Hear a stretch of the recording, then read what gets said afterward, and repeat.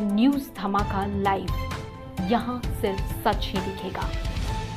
मंत्री बन्ना गुप्ता ने 15 से 18 साल के बच्चों का कोविड टीकाकरण शुभारंभ करवाया। जब भारत सरकार द्वारा कोविड को लेकर 15 से 18 वर्ष के बच्चों के लिए कोविड टीकाकरण की 3 जनवरी से आरंभ करने की घोषणा की गई है। इसी के अंतर्गत आज जमशेदपुर के करीम सिटी कॉलेज में झारखंड सरकार के स्वास्थ्य मंत्री बन्ना गुप्ता द्वारा 15 से 18 वर्ष के बच्चों का टीकाकरण आरंभ किया गया। स्वास्थ्य मंत्री बन्ना गुप्ता ने बताया कि संपूर्ण झारखंड में छात्र छात्राओं को और सभी उम्र के लोगों को टीकाकरण बहुत ही सुंदर तरीके से किया जा रहा है। सरकार कोरोना के संक्रमण से झारखंड के आम जनता को बचाने के लिए प्रतिज्ञाबद्ध है। युवाओं और बुजुर्गों को टीकाकरण की शुरुआत की गई और अब सरकार द्वारा 15 से 18 वर्ष के बच्चों को टीकाकरण के माध्यम से सुरक्षित किया जा रहा है। 15 से 18 वर्ष के छात्र छात्राओं से सरकार विनम्र निवेदन करती है कि 15 से 18 वर्ष के सभी छात्र छात्राएं जल्द से जल्द रजिस्ट्रेशन कराकर टीकाकरण में अपना सहयोग दें, अपना टीकाकरण करवा लें। आने वाले समय में कोरोना के इस तीसरी लहर से संक्रमित होने से बचा जा सके। कार्यक्रम में कई छात्र छात्राओं को वैक्सीनेशन देकर प्रमाण पत्र प्रदान किया गया। कार्यक्रम में करीम सिटी कॉलेज के प्रोफेसर तथा शिक्षक शिक्षिकाएं उपस्थित थे। हम सभी लोग लगे हुए हैं माननीय मुख्यमंत्री जी के दिशा निर्देश पर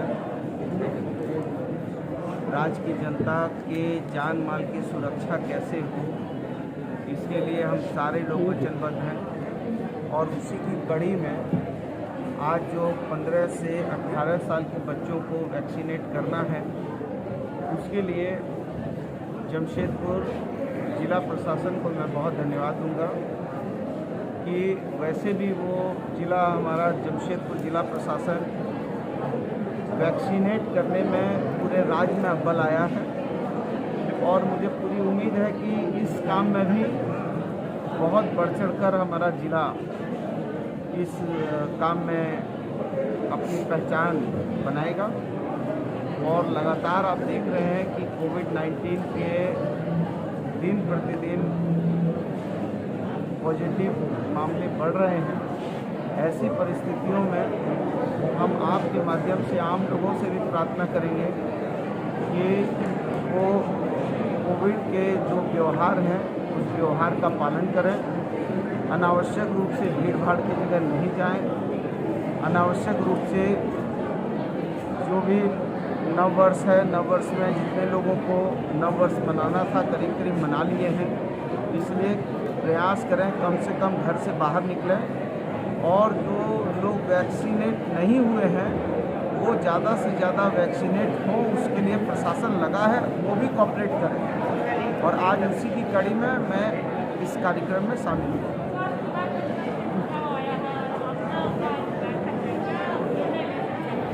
देखिए, निर्णय तो तब होगा जब हम माननीय मुख्यमंत्री जी की अध्यक्षता में बैठक होगी और वो बैठक में सभी राज्य के जितने वरिष्ठ IAS हैं वो रहेंगे, मैं रहूँगा। तो उसमें जो भी परिस्थितियाँ हैं उनकी समीक्षा की जाएगी और समीक्षा करने पर जो भी यथाउचित निर्णय होंगे उस वक्त लिए जाएंगे।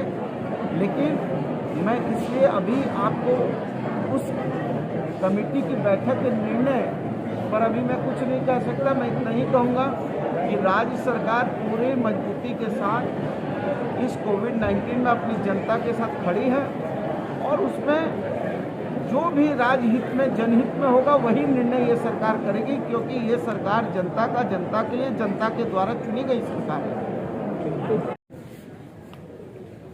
इस कार्यक्रम में बहुत ही उत्साह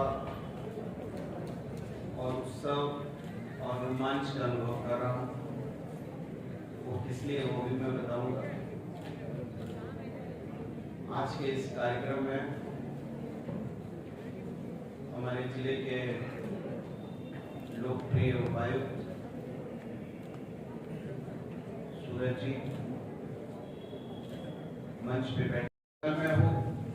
मुबारक हो ऐसी कामना करता हूँ। सभी लोगों को बहुत जोहार कहने आया हूँ, अस्सलाम वालेकुम कहने आया हूँ और आपकी उन्नति और समृद्धि और आपके स्वास्थ्य की दिशा और दशा कैसे मजबूत हो, ये तय करने के लिए हम आप यहाँ बैठे हैं। और ये जगह ऐसा है कि गुरु ब्रह्मा गुरु विष्णु गुरु साक्षात महेश्वरा, गुरु का स्थान हम लोग भगवान से भी पहले गुरु की वंदना करते हैं, गुरु के चरण स्पर्श करते हैं, क्योंकि गुरु के ज्ञान से ही हमको पता चलता है भगवान कैसे होते हैं, भगवान की क्यों जरूरत होती है। ये गुरु के ज्ञान से ही हमको उनकी शिक्षा दीक्षा से प्राप्त होता है। और मैं इसलिए उत्साहित हूँ कि आज इस जिले के उपायुक्त, लोकप्रिय उपायुक्त इसी विद्यालय के छात्र हैं। और मैं बहुत बार ये कहता हूँ कि छात्र यदि अपने स्कूल में फीस देते हैं तो वो एक व्यवस्था चलाने का काम होता है। फीस से कभी गुरु का सम्मान नहीं होता है। गुरु का सम्मान तो तब होता है कि जब छात्र जो है उपायुक्त बनकर गुरु के सानिध्य में बैठता है।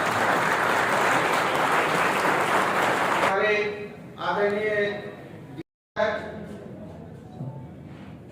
लेकिन काश मैं भी यदि यहाँ का स्टूडेंट होता और मैं भी उपायुक्त होता तो मैं भी गौरवान्वित महसूस करता, आप भी गौरवान्वित महसूस करते। अब मैं जकरिया साहब को इसलिए गुरु बोलता हूँ कि आपको याद होगा कि अर्जुन को जो है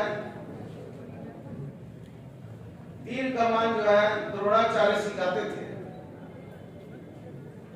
और जब एकलव्य को सिखाने की बात हुई तो द्रोणाचार्य ने इनकार कर दिया। तो एकलव्य ने द्रोणाचार्य की मूर्ति बनाकर उस मिट्टी की मूर्ति को ही प्रेरणा स्वरूप रखकर उन्होंने स्वतः शिक्षा दीक्षा लेने का काम किया।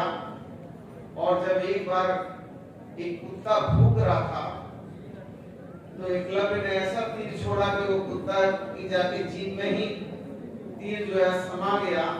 और जब कुत्ता को द्रोणाचार्य जी ने देखा तो समझ गए कि ये अर्जुन से भी बड़ा कोई सूरवीर आ गया है, कोई धनुष का ज्ञाता आ गया है। तो खोजते खोजते पता किए तो पता चला कि एकलव्य है, जिसको हमने शिक्षा दीक्षा नहीं दी थी, लेकिन वो एकलव्य है। तो द्रोणाचार्य जी ने देखा कि उनकी ही मूर्ति लगाकर वो शिक्षा ले रहा है, तो कहा कि तुमने तो जब मेरी मूर्ति लगाई है तो गुरु को तो दान देना होगा।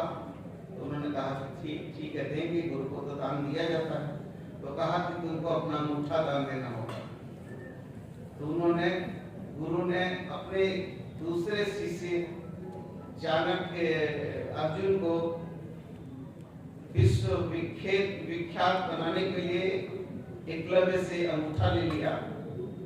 तो मैं एक दिन आया था और मैं आया और मैंने हमारे एक साथी विधायक के पुत्र को, वो परीक्षा में फेल हो गया, तो मैं गया था जकरिया साहब के पास निवेदन करने के लिए, जकरिया साहब इसको पास कर दीजिए।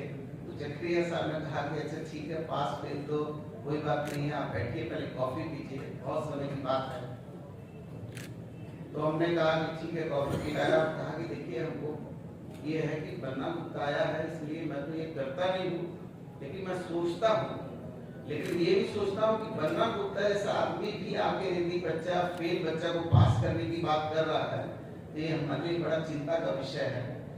तब मुझे ये ज्ञान हुआ कि ये मैं जो है बहुत गलत कर रहा हूँ। और मुझे फिर याद आया कि एक बार मैं भी मैट्रिक में फेल हो गया था और मैं बहुत दबंग स्टूडेंट था।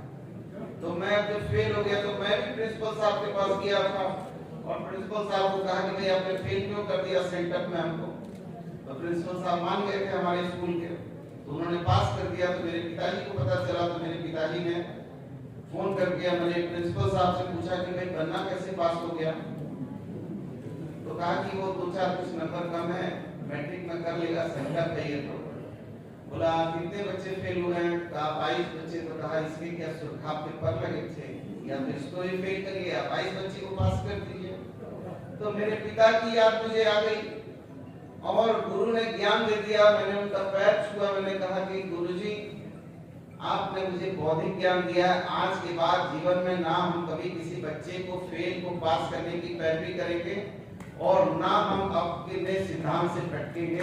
इसलिए मैं कह रहा हूँ कि हमारे बौद्धिक गुरु हैं और ये करीम सिटी कॉलेज एक आदर्श और एक विचार है, एक सिद्धांत का नाम है।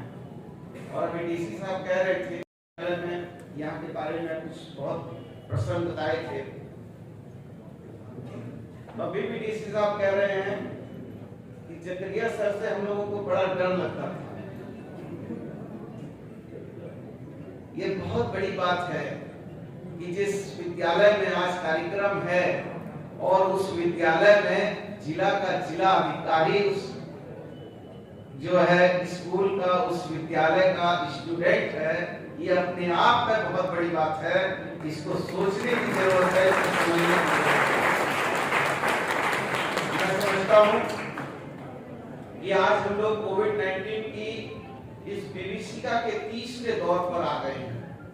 प्रथम दौर भी हमने देखा, दूसरा दौर भी देखा और दूसरे दौर की जो विभीषिका थी वो विभीषिका काफी भयावह थी। अभी भी हमारे स्मृति पटल में उसके विध्वंसकारी चीज अभी तक विराजमान है। हमने अपने हजार लोगों को खोया है, उस दुख वेदना पीड़ा को देखा है और दूध का जला हुआ आदमी मट्ठा को भी फूंक फूंक के पीता है। और अभी तीसरे दौर की बात हुई है, ओमिक्रॉन के नामक एक तीसरा वेरिएंट आया है।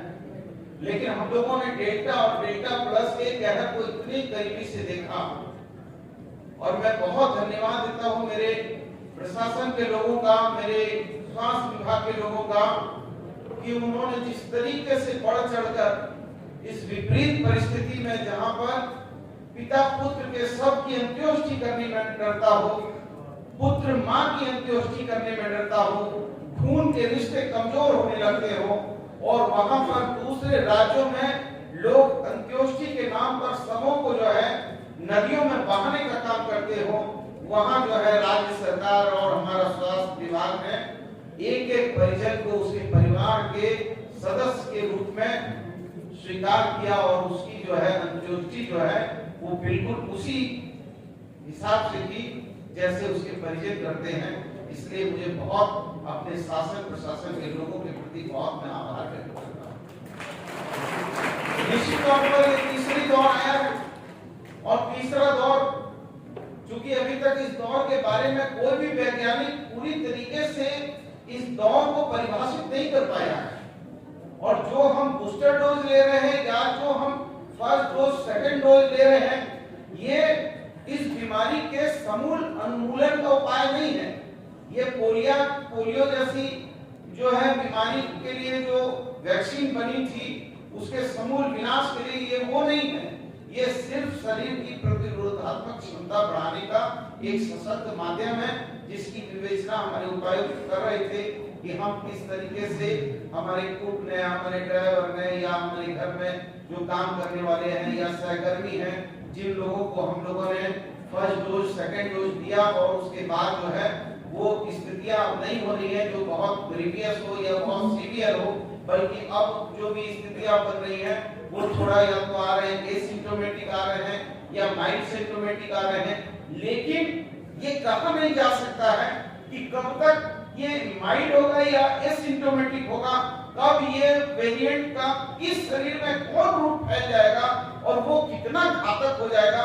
इसलिए हम लोगों को निश्चित तौर पर इसमें चिंतित भी होना है, लेकिन अपने धैर्य के साथ और रामधारी सिंह दिनकर जी की वो कविता को भी याद करना है कि सचै विपत्ति जब आती है कायर को ही दहलाती है, सूरमा नहीं विचलित होते, क्षण एक नहीं धीरज होते, कांटों में राह बनाते हैं, विघ्नों को गले लगाते हैं, है कौन विघ्न ऐसा जब न टिक सके, नर के मुख में खम ठोक खेलता है, जब नर पर्वत के जाते पांव खड़, मानव जब जोर लगाता है पत्थर पानी बन जाता है।